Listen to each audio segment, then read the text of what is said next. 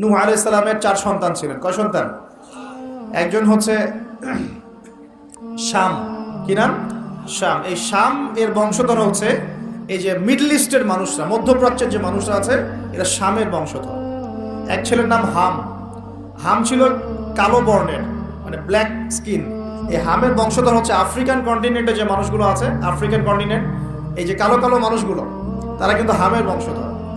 একজন হচ্ছে ইয়াফাস। ইয়াফাস হচ্ছে ওই ইউরোপিয়ান যারা, এরা হচ্ছে ইয়াফাসের বংশধর, সাদা চামড়া। আর একজন সন্তান ছিল, তার নাম সম্ভবত কেনান। এই সন্তান নৌকায় ওঠে নাই। সে বলেছিল, তার বাবা তাকে ডাকছিল, নৌকায় আসো, আল্লাহর আযাব থেকে আজকে কেউ বাঁচাতে পারবে না।